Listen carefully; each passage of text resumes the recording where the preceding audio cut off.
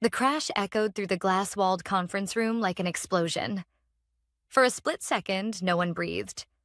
My prototype, 6 months of late nights, 12 redesigns, and 2 maxed-out credit cards worth of materials lay in jagged pieces across the polished floor. Garbage.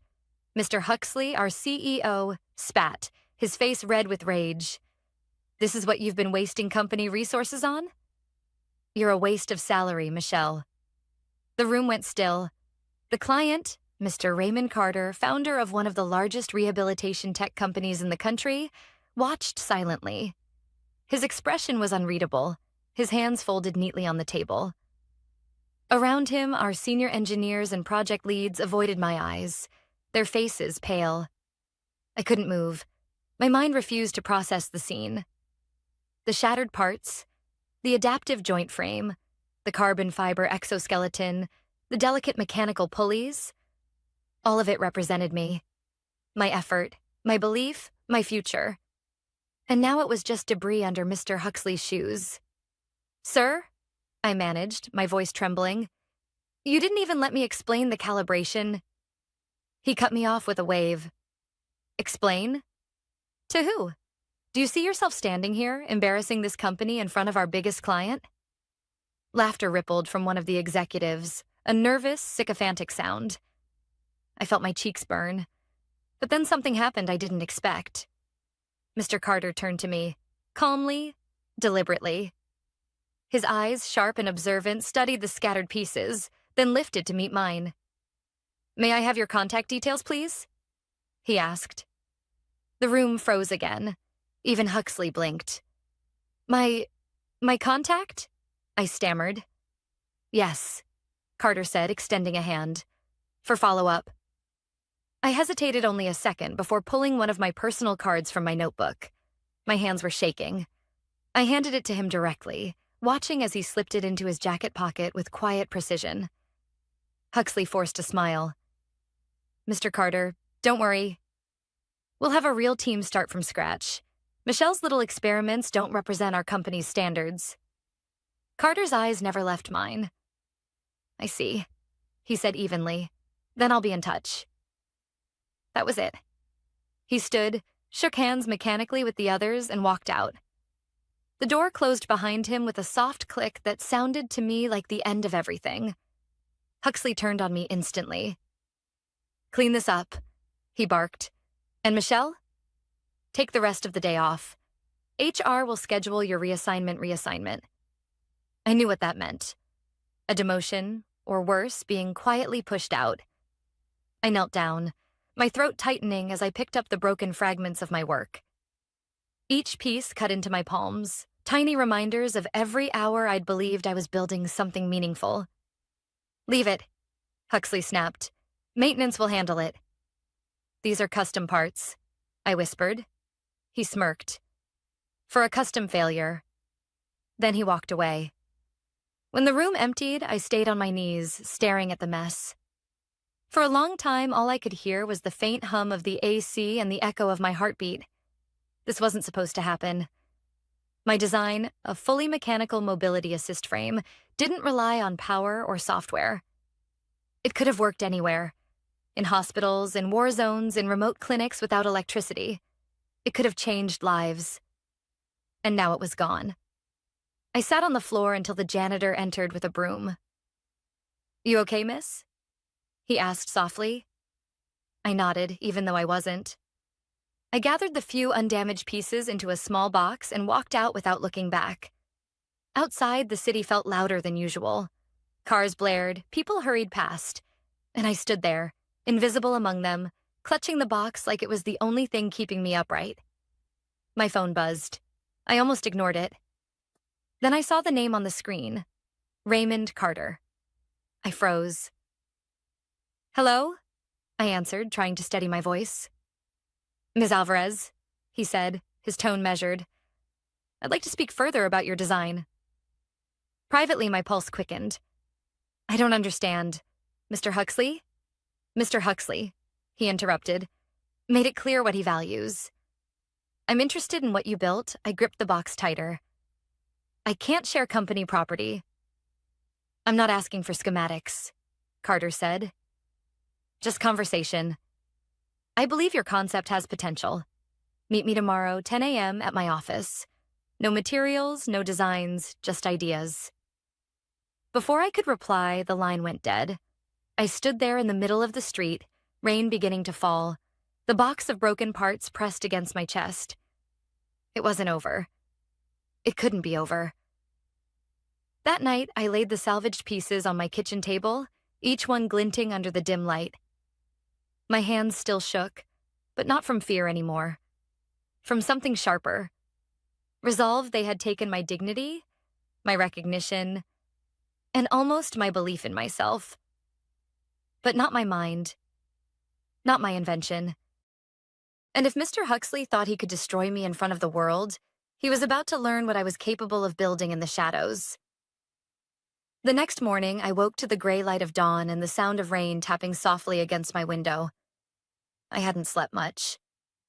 Every time I closed my eyes, I saw Mr. Huxley's hand smashing my prototype, the pieces flying in slow motion. Then I'd see Mr. Carter's face, calm, thoughtful, unshaken. I almost convinced myself I'd imagined the call, that someone like Raymond Carter wouldn't really be interested in me, an engineer whose career had just imploded in a single meeting. But at 9:58 a.m., I stood outside his company's headquarters, a sleek glass building on the riverfront, clutching my umbrella and trying not to look like someone whose entire life had just fallen apart. The receptionist smiled politely. "Mr. Carter is expecting you, Ms. Alvarez." 11th floor, when the elevator doors opened, he was already waiting. No assistants, no formalities, just him. "Michelle," he said, offering a hand. "Thank you for coming." His office overlooked the city. It was minimalist, with sketches of prosthetic designs framed along one wall.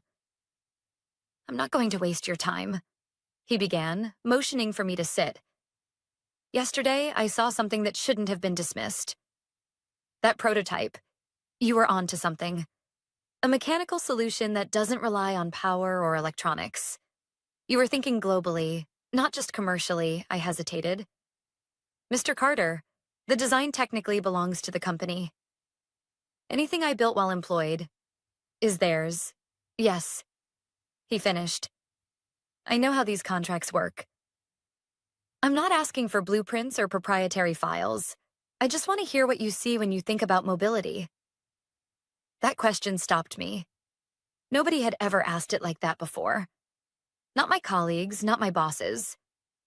I found myself talking about accessibility in rural areas, about how electronic prosthetics fail when batteries die, about how a simple, durable design could restore independence to people who had been left behind by modern tech.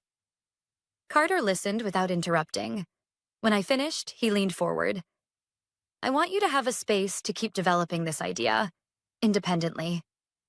My foundation supports engineers who create practical solutions for real-world challenges.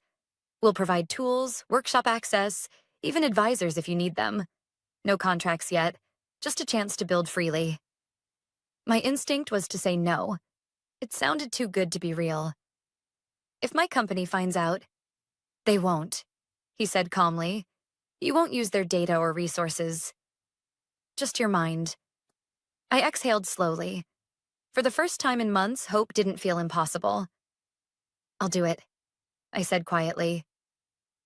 That evening, I took the metro across town to a small industrial space Carter had arranged, a shared workshop used by independent engineers and fabricators.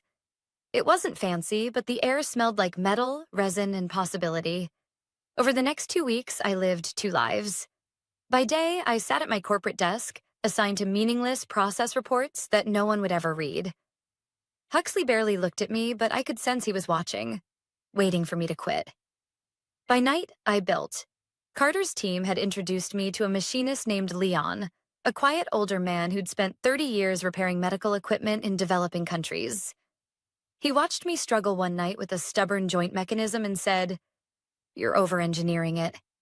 It needs to survive dust, rain, kids kicking it. Think simpler." That sentence reshaped everything.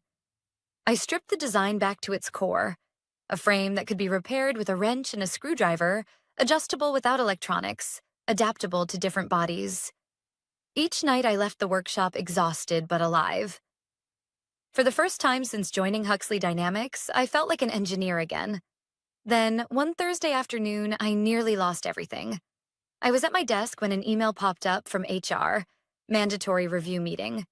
Tomorrow at 10 a.m. My stomach dropped. I opened the message. Vague wording, no agenda, requested presence. But I recognized the timing. Tomorrow was the quarterly review with the board. Huxley had probably decided to make an example of me before the executives. That night, I went to the workshop anyway. Leon looked up as I entered, rain dripping from my coat. Long day? I nodded, tightening my ponytail. Might be my last day at that company. He smiled faintly. Maybe that's not a bad thing. I worked for hours, tuning the adaptive suspension system, adding a dust-sealed joint that clicked perfectly into place. When I stepped back at 2 a.m., covered in grease and fatigue, the prototype stood finished. Functional. Beautiful. It wasn't company property.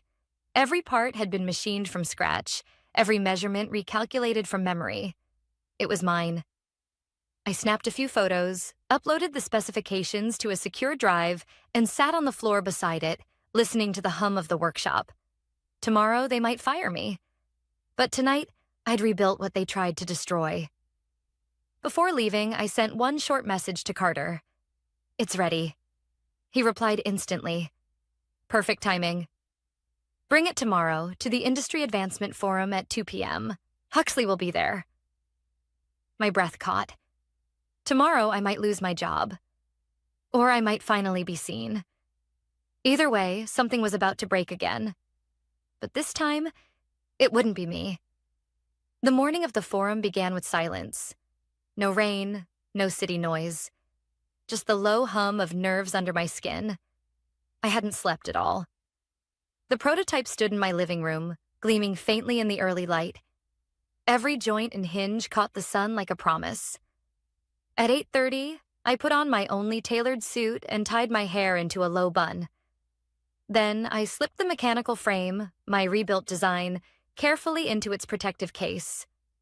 My hands trembled as I latched it shut. Before heading to the forum, I still had one obligation left. The HR meeting at Huxley Dynamics. The office was too quiet when I arrived. People avoided my eyes, as if they already knew what was coming.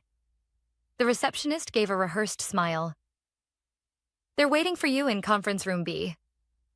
Inside, Mr. Huxley sat at the head of the table with 2 HR representatives. The mood was formal, almost sterile.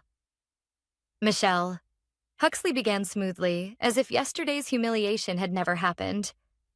We've reviewed your recent performance and decided that your current role doesn't align with company priorities. We're offering you a reassignment with reduced scope, or a separation package. I stared at him. You're demoting me? He gave a sympathetic half smile. I'm offering you stability. After what happened, some might say I'm being generous. Something inside me went cold. You mean after you destroyed my work in front of a client? Huxley's expression hardened. You're out of line. That project was unsanctioned, over budget, and fundamentally flawed. I took a slow breath. Then why did the client ask for my contact details? That got him. For just a second, his jaw tightened. Carter doesn't understand the market. His foundation makes donations, not progress. Don't get any ideas, Michelle. You signed a non-compete and confidentiality agreement. You try anything, and I'll make sure your career ends here. I held his gaze. You already tried. He didn't like that. His eyes narrowed. You have until Monday to decide. Reassignment or resignation, I stood. Thank you for the clarity, sir. Then I left. By the time I reached the industry forum at 1:45 p.m., the tension in my chest had built into a solid weight. The event was held in a sprawling convention center near the harbor. Banners lined the entrance. Innovation for global accessibility. Inside, the air buzzed with energy. Booths displaying high-end robotics, exoskeleton prototypes, gleaming prosthetic limbs powered by AI. Everything shimmered with screens and electricity. My mechanical design, by contrast, looked almost humble. Mr. Carter met me near the entrance, wearing the same calm expression as always. "You made it," he said. "I almost didn't. Good thing you did." He smiled faintly. "You're our surprise guest." "What do you mean, our?" "You'll see." He led me through the maze of displays to the main auditorium. At the center stood a small demonstration platform. Engineers, investors, and healthcare leaders filled the seats. On the stage, a host was introducing the afternoon session. When I saw who sat in the front row, my pulse spiked. Mr. Huxley, perfectly composed, chatting with two board members. Carter leaned toward me. "He doesn't know you're presenting. Stay calm." Before I could react, the host's voice boomed. "Our next demonstration is from an independent engineer whose approach to mobility may redefine what accessibility means worldwide. Please welcome Michelle Alvarez." For a moment, I couldn't move. The crowd's polite applause echoed like static. Then I felt Carter's hand on my shoulder. "Go."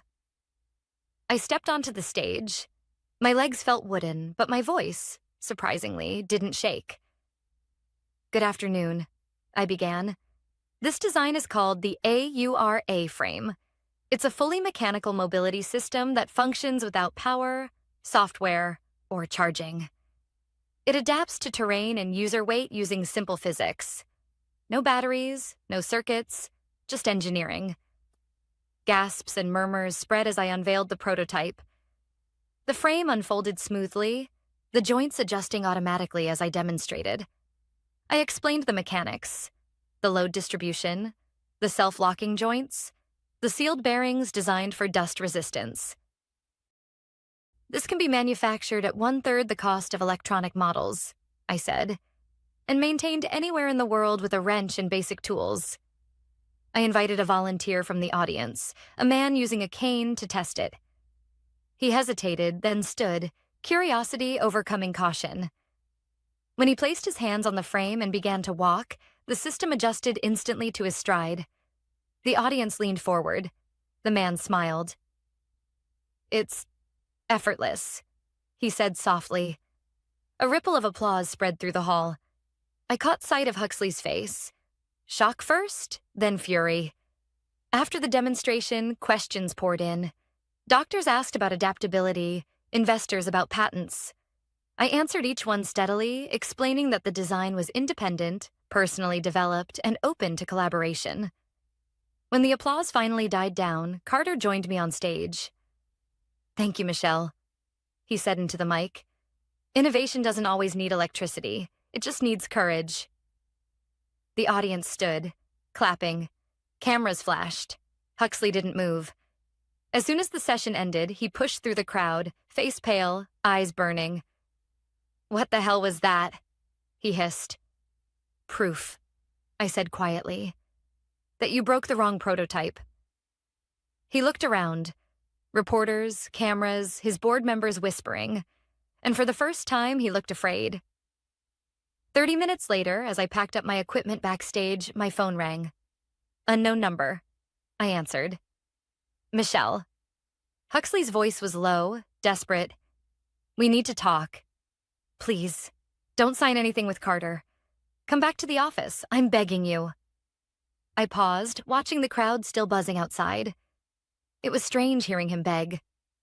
And in that moment, I realized the power he'd used to control me had never really been his. It had always been mine. The night after the forum, my phone didn't stop buzzing. Messages from former coworkers, LinkedIn requests, emails from journalists, even old university professors who had seen the demonstration online. It was surreal. But between all the noise, one message stood out. From Mr. Huxley, 11:47 p.m. "We need to meet first thing tomorrow. There are serious legal implications for what you did." I read it twice, my stomach tightening. Legal implications. Of course, he wouldn't go down quietly. By morning, the story had spread across multiple tech news outlets. Independent engineer showcases groundbreaking non-electric mobility frame. My name in the headline, my face in the photos, my prototype front and center. They called it a quiet revolution in assistive technology. And behind those articles, I could feel the growing panic inside Huxley Dynamics. At 9 a.m., my former colleague Priya called. "Michelle, are you okay?" "Things are insane here." The board called an emergency meeting. Huxley's losing it. I tried to steady my voice. "Did they say why?" "They're furious. Carter's Foundation contacted them last night, apparently offering partnership talks, but only if you're involved. The board's demanding explanations, and Huxley's spinning stories faster than ever." I sighed. "Let me guess. He's saying the prototype was company property?" "Exactly. But the documentation doesn't match. There's no record of any internal design submission under your name or his. He told people you abandoned the concept months ago." "Of course he did." "Be careful, Michelle. He's dangerous when he feels cornered." By 10:30, my email pinged again. From Board Secretary. Subject: Attendance requested emergency executive session. 12 p.m. Your presence is requested regarding the Aura frame demonstration and intellectual property inquiry. I stared at the screen. They wanted me there. Carter called moments later. "They'll try to intimidate you," he said evenly. "Keep calm. You have the truth and documentation. That's all you need." I took a cab across town to the company headquarters I'd left only days earlier. As the elevator climbed, I felt the same knot in my stomach I used to feel before every review meeting. Except this time, the fear was different. Sharper. Controlled. When the doors opened, 2 security guards escorted me to the executive boardroom. The air inside was heavy. Around the long table sat the board members, the general counsel, and at the far end, Mr. Huxley. His face looked strained, sleepless eyes, forced composure. "Ms. Alvarez," the chairwoman began, "thank you for coming on short notice. We have questions about the AURA prototype you presented yesterday." I nodded. "Of course." Huxley jumped in immediately. "Before we begin, I'd like to clarify that Ms. Alvarez's design work was developed during her employment under company resources. Her public presentation was unauthorized and in violation of her contract." The chairwoman raised a hand. "We'll hear all sides." She turned to me. "Ms. Alvarez, your response?" I met her gaze. The design presented at the forum was my independent work, built entirely outside company hours and with personal or third-party resources. The concept predates my employment and is fully documented in my graduate research. The general counsel adjusted her glasses. "Do you have proof of that?" "Yes," I said, handing over a folder. Inside were dated schematics, thesis excerpts, and time-stamped design notes from 3 years ago. These documents show the development timeline and the original adaptive joint concept. Huxley leaned forward, voice rising. "This is irrelevant." She still used company methodology and exposure gained through our clients. That's theft of opportunity. One of the board members frowned. "Mr. Huxley, is it true that you presented similar mechanical mobility concepts at last month's healthcare summit as your own?" Huxley blinked. "That was an internal strategy update." The chairwoman turned to another member. "We've reviewed the transcript from that presentation. The phrasing, 'my team's abandoned mechanical prototypes,' appears to refer to Ms. Alvarez's work." The room went silent. Huxley's jaw flexed. "You're misinterpreting it." I was summarizing our direction, not claiming ownership. Carter, who had been silent until now, spoke from the side of the room. "With respect, Mr. Huxley, your direction almost buried technology that could change thousands of lives. If Michelle hadn't rebuilt it, you'd still be calling it impractical." The board chair nodded slowly. "It seems the situation goes beyond a contract issue. It speaks to leadership judgment color drained from Huxley's face." "You can't be serious. I've run this division for 8 years." "Then you should understand accountability." she said quietly. Effective immediately, your administrative access is suspended pending a full review. The words hit like a thunderclap. Huxley stood abruptly, knocking his chair back. This is ridiculous. You're taking her side? A junior engineer who went rogue? No one responded. The silence was answer enough. Security escorted him out. He didn't look back. After he left, the chairwoman turned to me. Miss Alvarez, we owe you an apology. The board recognizes the potential of your design. We'd like to discuss forming a new division dedicated to sustainable mechanical mobility, under your leadership, in partnership with Mr. Carter's foundation. For a moment, I couldn't speak. Everything, the humiliation, the sleepless nights, the shattered prototype, crashed back in a wave. I accept, I said finally, my voice steady. Carter smiled faintly. Good. Then let's build something that lasts. When the meeting ended, I stepped outside into the afternoon sunlight. The city looked the same, but nothing felt the same. For the first time, I wasn't an employee fighting for approval. I was the one setting the direction. And as I looked up at the skyline, I realized something simple but powerful. Sometimes justice doesn't come through revenge. It comes through visibility, when the truth stands on its own, undeniable and unbreakable. 3 months later, I walked through the new research facility for the first time. It wasn't glamorous, just a converted warehouse on the edge of the city, but it hummed with purpose. The walls were lined with sketches, 3D models, and half-assembled frames. The sound of drilling and laughter filled the air. We'd named it AURA Labs, after the frame that started it all. Carter's foundation had provided the initial funding, and the company board, after several long negotiations, had signed off on the partnership. What they hadn't expected was how quickly the project would take off. Within weeks, requests came in from clinics, rehabilitation centers, and NGOs from all over the world. People weren't asking for luxury devices. They were asking for solutions. I stopped by one of the workbenches where Leon, the machinist who had helped me rebuild in secret, was tightening a bolt on a new prototype. He looked up, wiping his hands. Hard to believe, huh? A few months ago, we were working under flickering lights in a rented workshop. And hiding from corporate spies, I added with a smile. He chuckled. Now look at you, Director Alvarez. The title still felt strange. I didn't feel like a director. Just someone who finally had the chance to build without being silenced. At noon, I joined Carter in the meeting room. A pile of reports covered the table. Manufacturing costs, field test feedback, partnership requests. The Kenya trials came in, he said, handing me a folder. 94% success rate in rough terrain. Repairs done locally, 0 power failures. My throat tightened as I flipped through the photos.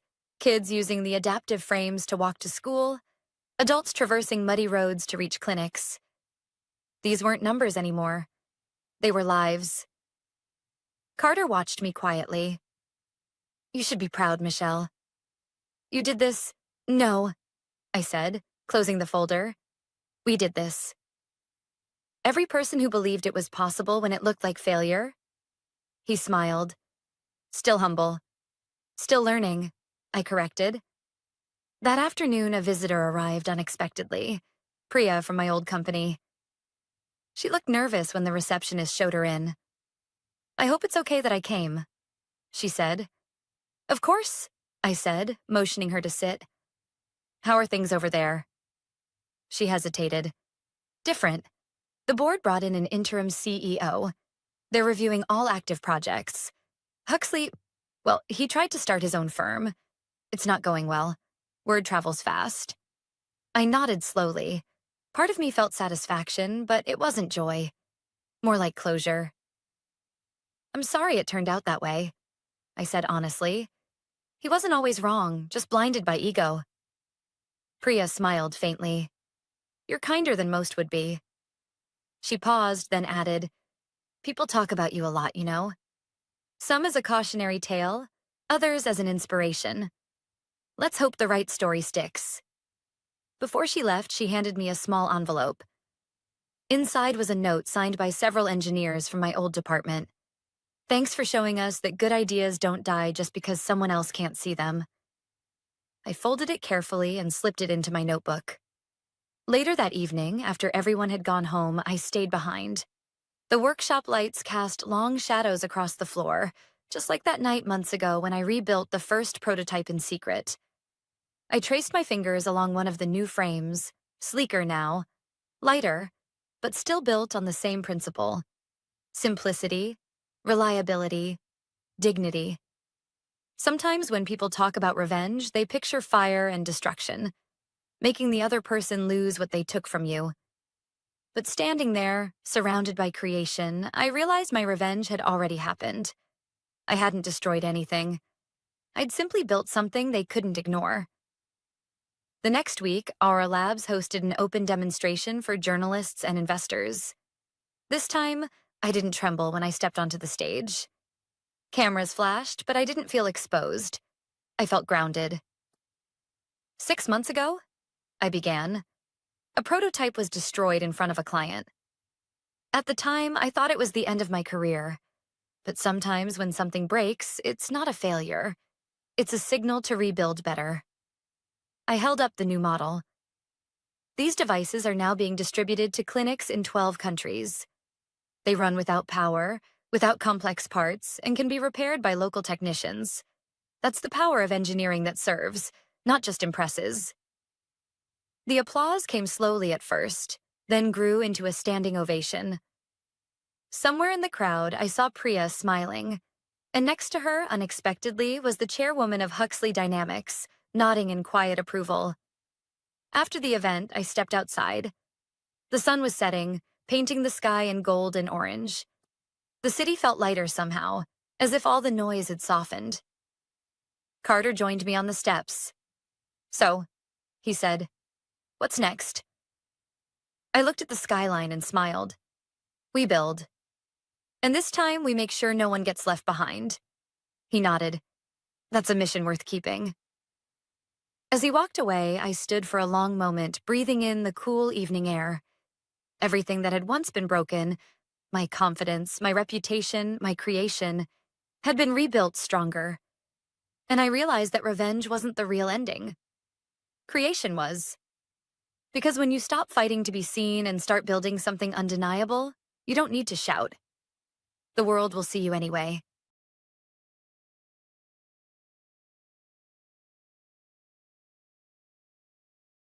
The lilies on my kitchen counter hadn't even wilted when I walked into the building that had once felt like a second home. The automatic doors opened with their familiar hiss, releasing that sterile, lemon-scented air that usually calmed me. But that morning, it only made my stomach turn. It had been 5 days since I buried my mother. 5 days since I'd stood in a black dress beside a wooden coffin, pretending to be composed while every part of me wanted to crumble. My mother had been my anchor, my quiet encourager through 14 years of climbing the corporate ladder. And now she was gone. And I'd returned to the only place I knew how to function.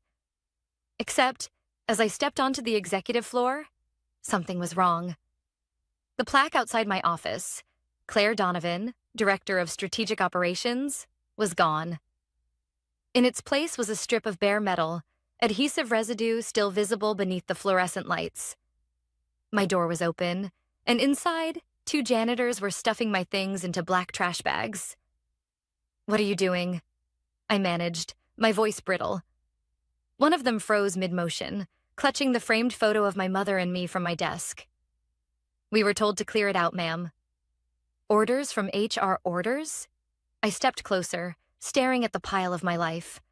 Research binders, notebooks, my laptop, even the glass award I'd received last quarter for leading the firm's biggest merger. All dumped together like garbage.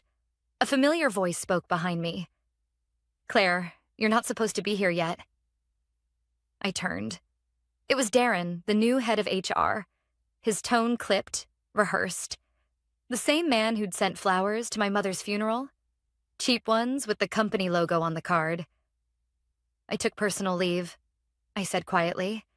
"It was approved." It was. But things have changed. He gestured toward my dismantled office. While you were away, the board decided to make some structural adjustments. Your position's been filled. Filled? I repeated, trying to process the word. By who? He hesitated. Ethan Caldwell. Effective immediately, I blinked. Ethan, my former assistant. 26 years old, charming, ambitious, and utterly unqualified to manage the department I built from the ground up. I had mentored him, defended him, even helped him get his MBA. Ethan? I said softly. You replaced me with my assistant? Darren's jaw tightened. It wasn't personal. The company needed a fresh approach. A fresh approach. That was their code for cheaper labor and fewer questions. My heart pounded in my chest, every beat echoing the same realization. They had waited until I was grieving, until I was at my weakest, to cut me out. My voice shook, but I refused to let it break. Where's my data? My reports? My laptop? All intellectual property has been reassigned to Mr. Caldwell, he said flatly. You'll receive your severance by mail. Severance. That word stung worse than anything else. 14 years of loyalty reduced to a severance package. For a long moment, I said nothing. Just stood there, looking at the bags of my life piled at my feet. The photo of my mother lay face down on top, her smile hidden behind cracked glass. I exhaled slowly and straightened. All right, I said finally. I understand. Darren's expression softened, relieved. I know this is difficult, Claire, but it's best if you... Don't worry, I interrupted, meeting his gaze. I won't cause a scene. And I didn't. I simply walked past him, past the curious eyes of coworkers pretending not to stare. My heels echoed through the corridor, steady and deliberate, even though my legs felt like lead. By the time I reached the parking lot, my hands were trembling so badly I could barely unlock my car. The grief I'd been holding back for days surged upward. Anger, betrayal, disbelief all tangled together. But beneath the chaos, a single thought formed, calm and precise. They thought I'd break. They didn't know who I was. My mother had always said, "Grace under fire, Claire."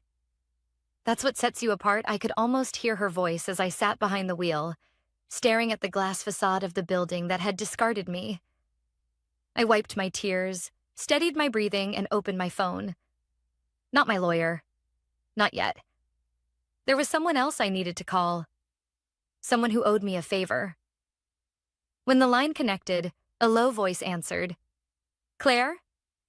I didn't expect to hear from you so soon. They've made a mistake, I said evenly, and I'm going to need your help correcting it. There was a pause on the other end, then a quiet chuckle. Understood. How soon? Now. I hung up, my reflection faint in the windshield. Tired eyes, pale skin, determination flickering beneath exhaustion. The first rays of sunlight broke through the morning clouds, glinting off the building's glass panels. By noon, the executive floor would be in chaos. They just didn't know it yet. The city was still half asleep when I drove away from the parking lot. I didn't head home. Instead, I pulled into a quiet cafe 2 blocks away, ordered black coffee, and opened my laptop. My hands still shook as I typed the password. The bitterness in my mouth wasn't from the coffee. It was from the humiliation that clung to me like smoke. 14 years of loyalty, and they couldn't even wait until I'd finished mourning my mother. Not an email, not a conversation, not a shred of decency. Just trash bags. I clicked through my personal email, searching for a name buried in the past. David Harlow, a client I'd helped years ago during a merger that saved his logistics company from bankruptcy. He'd once told me, "If you ever need something, Claire, call me directly." I don't forget who saves me. I hadn't thought about that line until now. I typed out a brief message. David, it's Claire Donovan. Something happened at the firm. I need to meet. Today, if possible. It's urgent. Before I could close my laptop, a reply pinged back. My office, 10 a.m. Bring everything you've got. I glanced at the clock. 8:42. The phone call I'd made earlier wasn't to a lawyer or to HR. It had been to David's assistant. The man now sat on the board of Arcturus Holdings, one of the firm's biggest clients. If anyone could shake the foundation of the company that betrayed me, it was him. When I arrived at Arcturus Tower, David greeted me personally in the lobby. He looked older than I remembered. Gray hair now where there had been black, but the same sharp, calculating eyes. "Claire," he said, ushering me into his office. "You look like hell." "I buried my mother last week," I replied quietly. "And this morning I lost my job." He frowned, gesturing for me to sit. "What happened?" I told him everything. How I returned to find my name gone, my files reassigned, my position handed to Ethan Caldwell. I didn't cry. I simply laid out the facts the way I used to present quarterly reports. Concise, methodical, controlled. When I finished, he leaned back in his chair. "Caldwell, you said?" That name rings a bell. He was my assistant. Barely 2 years out of school, David opened his laptop and typed rapidly. "Interesting, because this same Caldwell reached out to us last week. Wanted to renegotiate the contract on your merger project. Said he'd be our new point of contact moving forward." I blinked. "That project isn't even finalized yet. The confidentiality clauses?" "Exactly." He turned the screen toward me. He already sent a proposal, with revisions that would cost us an extra $3 million annually. My stomach dropped. He's trying to exploit the client base I built. David smiled coldly. "Then maybe it's time your old company learns what loyalty looks like." He made a call, short and clipped. "Put all current negotiations with Donovan and Pierce on hold. Tell the partners we're reviewing irregularities in their contract handling. And Claire, you'll come in as our independent consultant during this review." I stared at him. "You're serious?" "Dead serious," he said. "If Caldwell wants to play executive, let's see how he handles the fallout." Something inside me shifted then. For the first time in days, the fog of grief and exhaustion cleared. My mother used to say, "Don't fight anger with noise. Fight it with precision." I finally understood what she meant. By the time I left Arcturus, the sun was high. My inbox had already started to fill with forwarded emails from David's team. The review announcement was spreading quickly. By noon, it would reach Donovan and Pierce's executive floor, the same people who had thrown my name away like trash. I parked near the river, opened my laptop again, and watched the dominoes begin to fall. Within an hour, messages leaked to the press contacts still saved in my old email chain. Headlines started to form. Major client suspends $60 million contract with Donovan and Pierce pending internal audit. I imagined the panic in the boardroom. The CFO pacing. Darren calling emergency meetings. Ethan trying to explain why their biggest client had suddenly gone silent. My phone buzzed. It was an unknown number. "Claire?" The voice was hesitant. "Ethan." "What do you want?" I said flatly. "They're saying Arcturus pulled their account because of me." Did you talk to them?" I looked out over the water, the current dark and steady. "Ethan," I said quietly, "you made your choice. Please, Claire, I didn't know they were letting you go. HR said you weren't coming back, that you'd resigned." I almost laughed. "Resigned? Then you should have asked me yourself," I said, and ended the call. As the phone screen dimmed, I felt a strange calm settle over me. Not vengeance, exactly. Clarity. They'd taken my job while I was mourning. Now I'd taken their stability while they were celebrating. By noon, as I promised, chaos hit the entire executive floor. And it was only the beginning. By the next morning, my phone wouldn't stop buzzing. Texts, missed calls, unknown numbers. I sat at my kitchen table in the same black dress I'd worn to my mother's funeral, cold coffee untouched beside me.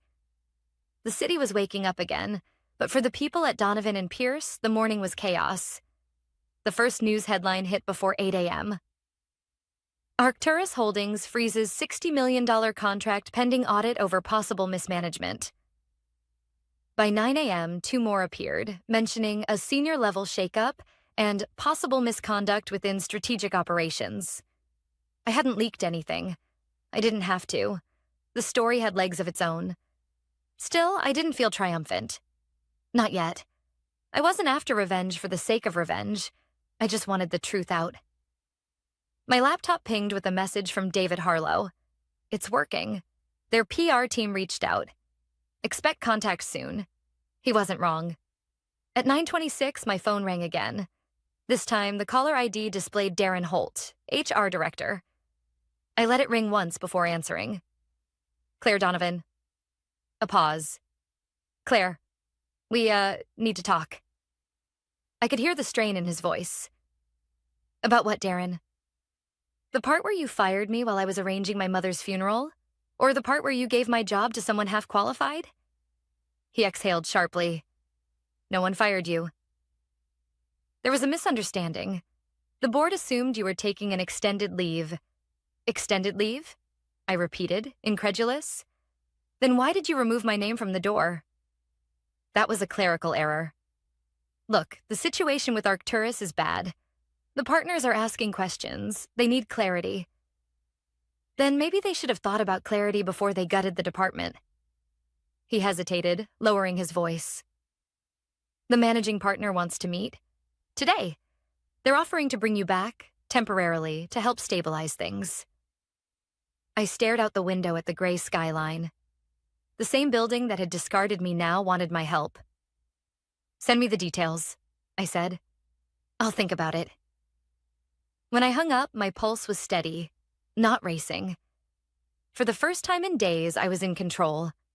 By noon, I was standing in the lobby of Donovan and Pierce again, wearing a dark blue suit and my mother's pearl earrings. I'd washed away the grief on my face with determination. The receptionist froze when she saw me. Ms. Donovan, I didn't realize you were alive? I finished for her with a small smile. Apparently neither did HR. The elevator ride to the 12th floor felt endless. Every floor that passed reminded me how much of my life had been spent here.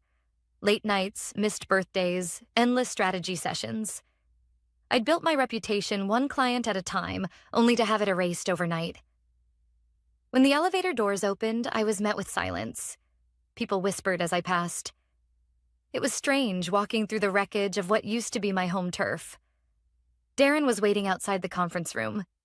His tie was crooked, his smile forced. Thank you for coming. Inside, the managing partner, Richard Pierce, sat at the head of the table. A man who'd once toasted my promotion now couldn't even meet my eyes. Claire, he began, voice measured. We seem to have had a miscommunication. I folded my hands on the table. That's one word for it. He cleared his throat. We value your contributions deeply. Unfortunately, some premature administrative actions were taken during your leave. In light of the Arcturus situation, we'd like your assistance in reassuring them that operations remain stable. So you want me to fix the problem you created? Temporarily, he said, avoiding my stare. You'll of course be compensated. I leaned back, studying them. You replaced me with someone who wasn't ready, stripped my access, and handed over sensitive data to a man who violated client trust. And now you want me to clean it up for you. Darren spoke quickly. We made a mistake. Let's find a solution instead of assigning blame, I almost laughed. Now they wanted to avoid blame. All right, I said finally, surprising them both. I'll help, on one condition. Richard glanced up. Which is? I get full access to the internal correspondence regarding my department. Emails, directives, personnel changes, everything from the past 60 days, Darren frowned. That's confidential information. So was my termination, I said evenly. You want me to fix your crisis? I need transparency. They exchanged uneasy glances, then Richard nodded.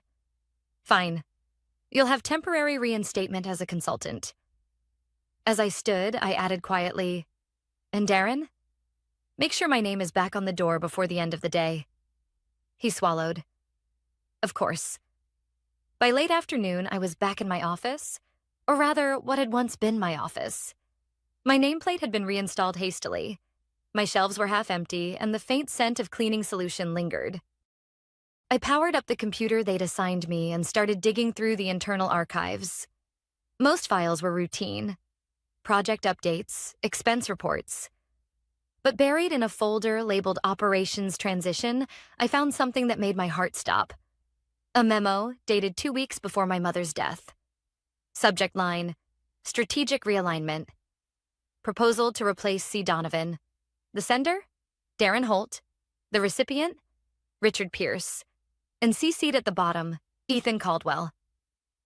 My hand froze on the mouse. They hadn't acted during my leave. They'd planned it. I exhaled slowly, the familiar calm settling back in. They thought reinstating me would save them, but they just handed me the proof I needed to bring everything crashing down. That night, I couldn't sleep. Every time I closed my eyes, I saw my mother's handwriting on the sympathy cards piled on my kitchen table. She used to tell me, "The truth always leaves footprints, Claire. You just have to look close enough." So I looked. By midnight, my apartment floor was covered with printouts, memos, and screenshots. The deeper I went, the clearer it became. My removal hadn't been spontaneous. It was a carefully executed move, timed to my mother's illness and funeral. The memo I'd found earlier wasn't the only one. There were emails between Darren and Richard discussing succession strategy, referencing Ethan as a cost-effective replacement. One note read, "She's emotionally compromised. Best to act while she's distracted with family matters." I stared at those words for a long time, the cursor blinking beside them. Emotionally compromised. That was their justification for gutting my career. I didn't cry. I just started building a timeline. From what I could piece together, Darren had convinced the board that I'd been planning to resign. Ethan was positioned as my successor, trained quietly in the background. Once I took personal leave for my mother's final weeks, they moved fast, reassigning my clients, removing my name, and rewriting internal reports to show voluntary transition. By the time I returned, I'd already been erased. But what they hadn't counted on was my access. As a consultant, I had full clearance again, something they'd never thought through in their panic to fix the Arcturus fallout. At 2 a.m., I plugged in an old flash drive, labeled Client Archive 2018, and began cross-referencing files. That's when I found the anomaly. One client account, Redbridge Technologies, listed under both my department and Ethan's. Duplicate invoices, altered signatures, and payment trails that didn't match. Someone had been double billing under my credentials. I checked the timestamps. The falsified invoices had been created the week of my mother's funeral. Whoever had done it assumed I'd never see them. My pulse quickened. This wasn't just internal betrayal. It was fraud.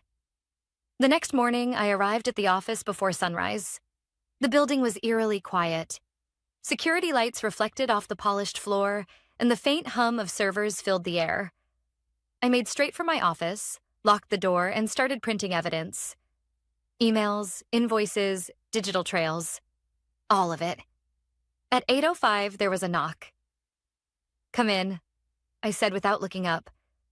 It was Ethan. He looked exhausted. Dark circles under his eyes, his usual arrogance replaced by panic. "Claire, we need to talk," he said, shutting the door behind him. "About what?" I asked, still typing. He hesitated. "I didn't know they were going to push you out like that." "I thought you'd—" "Resigned?" I cut in, glancing up. "Yes, I've heard the story." He rubbed the back of his neck. "They told me it was temporary, that you wanted to step back." I swear, I didn't mean for any of this to happen. I studied him for a moment. His voice cracked slightly, and for the first time, I believed he was telling the truth, at least partially. "Then why did you approve duplicate invoices under my name?" I asked quietly. He froze. "What?" "Redbridge Technologies, 2 billing streams, One under my credentials, one under yours. Same deliverables. Same dates. His face drained of color. Claire, I didn't do that. Then who did? He swallowed hard. Darren. He said it was to smooth things over while transitioning accounts. He handled the invoices himself. And you didn't question it? I didn't think I could. For a long moment, I said nothing. Then I slid a folder across the desk. Inside was a printed copy of the memo that recommended my removal. Ethan stared at it like it was a live wire. You were a pawn, I said softly. But pawns still leave trails. He looked up, guilt and fear battling in his eyes. What are you going to do? What I should have done weeks ago. I stood, gathering the printed documents into a neat stack. There's a compliance officer who handles fraud audits. You're going to call her and tell her everything. Then you're going to CC me, Claire. If you cooperate, I'll tell them you were manipulated. If you don't, I met his eyes. You'll go down with them. He hesitated, then nodded. I'll make the call. As he left, I finally let myself breathe. My hands were shaking, not from fear, but from the adrenaline of clarity. I forwarded every file I'd found to a secure drive labeled Mother. It was strange, but I felt like she was watching somehow, urging me to see it through. By 10 o'clock, the compliance department had the documents. By 11, an internal investigation was officially opened. And by noon, the whispers started. People avoided Darren in the hallway. The managing partner canceled his lunch meetings. Something was happening behind closed doors, and I was at the center of it. I looked at the office door that once carried my name and thought of my mother's voice again. The truth leaves footprints. And I had just shown them where to look. By Friday morning, the entire building hummed with unease. Conversations stopped when I walked past. Doors that were once left open were now half closed, muffling hurried whispers. The internal investigation had been announced late the previous night, and the email had sent shockwaves through the firm. Subject: compliance audit, confidential. It stated that all senior staff were to cooperate fully with auditors regarding potential irregularities in client billing and departmental transitions. Darren hadn't shown up that morning. His assistant claimed he was working remotely. Everyone knew what that meant. At 9:30, I was summoned to the main conference room. The managing partner, Richard Pierce, sat at the head of the table looking like he hadn't slept. Across from him were 2 compliance officers from headquarters and Ethan, visibly nervous but present. Ms. Donovan, one of the auditors began, thank you for coming. We understand you've been assisting with internal clarifications. I nodded. Yes, I've provided documentation of inconsistencies I discovered after my reinstatement. Richard leaned forward, clasping his hands. Claire, this situation has gotten out of control. We need to resolve it quietly before it damages the firm's reputation. I met his gaze. You mean before it damages your reputation? He exhaled slowly. If certain documents were misunderstood or mishandled, we can deal with it internally. There's no need to escalate. I pulled a folder from my bag and placed it on the table.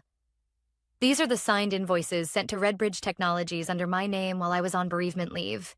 The timestamps placed their creation the same week I buried my mother. The auditors exchanged a look. Who had access to your credentials during that period? Darren Holt, I replied. He initiated the transition and approved the payments. Ethan spoke up, his voice trembling. He told me it was authorized by Richard. Richard turned sharply. That's absurd. The younger auditor raised an eyebrow. We'll verify authorization records in the system logs. Silence filled the room, thick and uncomfortable. I watched Richard's expression falter as he realized the tide had shifted. Then one of the auditor's phones buzzed. She stepped outside to answer it and returned moments later, her expression unreadable. That was headquarters, she said. They've just received confirmation from finance. Multiple transfers were made to a private account linked to a shell company under Darren Holt's name. Mr. Pierce, those transactions were signed off under your login credentials. The color drained from Richard's face. That's impossible. He must have forged. Your credentials required biometric verification. The auditor cut in quietly. The room went still. Ethan looked like he might be sick. I said nothing, just folded my hands on the table. Finally, I spoke. You let them remove me because you thought I was a liability. Grieving, distracted, easy to replace. And while you congratulated yourselves for being efficient, your HR director was bleeding money out of the firm right under your nose. Richard's voice cracked. Claire, you don't understand. I understand perfectly, I interrupted. You built a culture that rewarded convenience over integrity. You made my grief your opportunity. And now it's your downfall. The auditors stood. Effective immediately, both Mr. Pierce and Mr. Holt are suspended pending legal review. Ms. Donovan, your cooperation has been instrumental in uncovering this. They gathered their files and left the room, leaving behind a heavy silence. Richard slumped in his chair, defeated. Ethan stared at the table, pale and shaken. I rose quietly. I'll be leaving my badge at reception, I said. My work here is done. Ethan looked up. Claire, I'm sorry. I know, I said softly. Make sure you learn from this. Ambition means nothing without conscience. As I walked down the corridor for the last time, staff members looked up from their desks, eyes wide with unspoken questions. No one said a word. I didn't need them to. Outside, the crisp March air filled my lungs. The same city that had once felt suffocating now felt wide open. My phone buzzed with a message from David Harlow. Arcturus reinstated the contract under your consulting company's name. Congratulations, Director Donovan. I stared at the message for a moment, the reality sinking in. I had my independence back, not as an employee, but as an equal. I drove straight to the cemetery. The lilies on my mother's grave had begun to wilt, their edges curling brown in the wind. I replaced them with fresh white ones and knelt beside the headstone. Mom, I whispered, you were right. The truth does leave footprints. For a long while, I just sat there, letting the quiet settle around me. Not as revenge, not as triumph, but as closure. When I finally stood to leave, I felt lighter, like the version of me who'd walked into that office a week ago had been buried alongside the past. As I reached the car, my phone rang again. It was one of the compliance officers. Ms. Donovan, we've completed the initial review. Headquarters is offering you the position of Regional Director for Compliance and Ethics. They said your integrity saved the firm. For a moment, I couldn't speak. Then I smiled faintly. Tell them I'll think about it. I ended the call and looked out over the horizon, where the morning light touched everything gold. My mother's words echoed once more in my mind. Grace under fire. Claire, that's what sets you apart. She was right. In the end, I hadn't needed to shout, threaten, or destroy. I'd simply shown them the truth and let it do the rest.